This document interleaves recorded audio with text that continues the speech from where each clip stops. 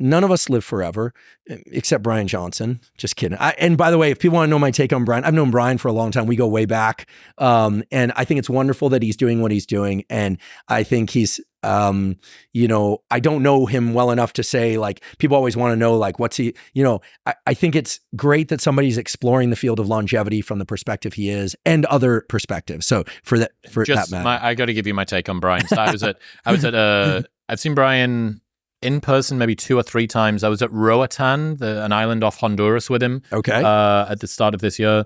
And then I did a Jeffersonian dinner, breakfast with him. Very Bay Area to do a Jeffersonian dinner. Yeah, well, he brought some of the Bay Area over, and I had some of his nutty pudding. And I had to sit down with him. And the way that I think of Bryan is kind of like a scout in an army.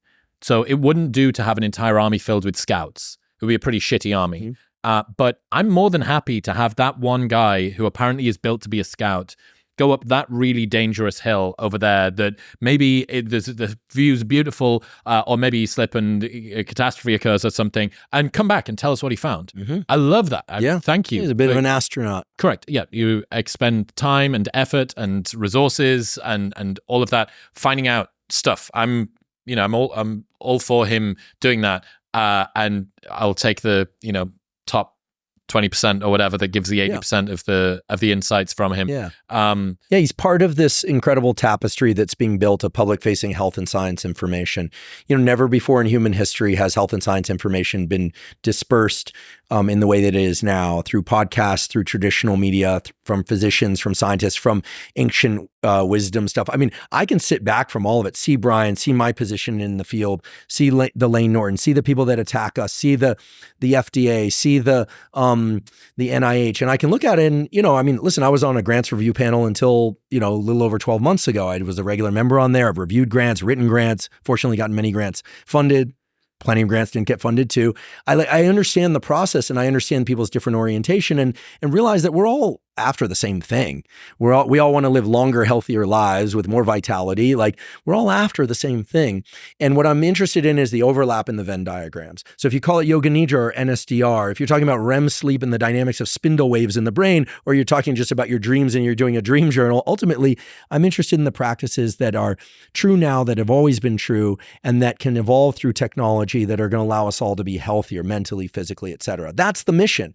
So you nailed it. You want a Bryan Johnson on the mission. You want a Lane Norton on the mission. I like to think you want an Andrew Huberman on the mission. You want Chris on the mission. You want all these people on the mission, and the FDA and the NIH, and you want the arguments. What you don't want, and what I see is incredibly counterproductive, is people taking the stance that only their view is the appropriate one. As long as people voice their motivations and their logic for proposing what they propose, it's mostly all good, except the stuff that's dangerously bad. Mm-hmm. Okay, that's not good. But listen, I chuckle at the idea that any one of these perspectives is going to be the perspective. And in fact, I throw my head back and laugh, because if you look historically, all you have to do, if you really are having trouble sleeping, or if you really want a dense book, The Prince of Medicine is a beautiful book that talks about Galen and how our understanding of the human body and medicine really evolved from really people being allowed to do more and more in terms of human dissection and analyzing the human body, something that wasn't allowed prior because of rules about dissecting human bodies. And the understanding that government bodies plus funding plus curiosity have all, been these competing forces, and that the acceleration of science and medicine is now taking place at a rate that is unprecedented. CRISPR, brain-machine interface, and yes, I'll say it, psychedelics and supplementation, they're just compounds. People go, supplements, none of that's regulated. Yeah, and you could also have a conversation about SSRIs, which have huge value, but can also do huge damage.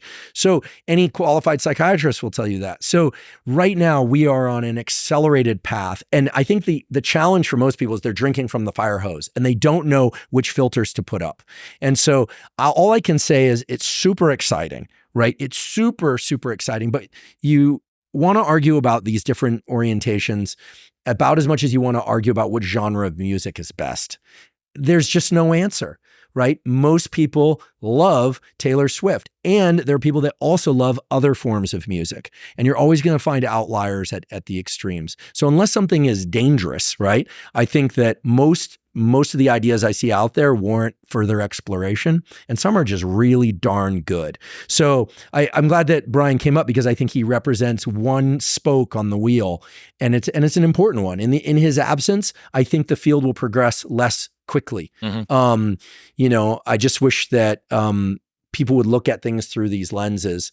I also think for the generation coming up that were weaned on social media, it's very important that they realize something that David Goggins has said. I just feel like it's appropriate to say this right now. Right now, because most of what's happening online is a consumer-based environment, I think he said it's easier than ever to become extraordinary now. That it's hard to overstate the power of putting away the phone and doing some writing, or putting away the phone and doing some musical training, or putting away and then using social media as a place to put your efforts out into the world, as opposed to place your efforts while standing there obliviously in the real world. Like the people that realize that the direction of flow needs to be from real world into electronic world and out, as opposed to the other way, are going to be the ones that are going to succeed in life. Barring some accident or injury, you're almost guaranteed success relative to your peers. It's that simple. In other news, this episode is brought to you by Momentous. You might have heard me say last year that I took my testosterone from 495 to 1,006, and one of the products that I used throughout that was Tonkat Ali. Momentous make the only NSF-certified Tonkat Ali on the planet, meaning that even Olympic athletes can use it, because that is how rigorously it's tested. What you read on the label is what's in the product, and absolutely nothing else. So, if you're not performing in the gym or the bedroom the way that you would like, or you just want to improve your testosterone naturally, Tonkat Ali is a fantastic research-backed place to start. And there is a 30-day money-back guarantee on all products, and they ship internationally. So you can buy this, try it for 30 days, and if you do not like it, they will give you your money back. Right now, you can get a 20% discount off everything site-wide by going to the link in the description below, or heading to livemomentous.com/modernwisdom and using the code modernwisdom at checkout. That's livemomentous.com/modernwisdom and modern wisdom at checkout. Thank you very much for tuning in. If you enjoyed that clip, you will love the full-length episode with Dr. Huberman right there.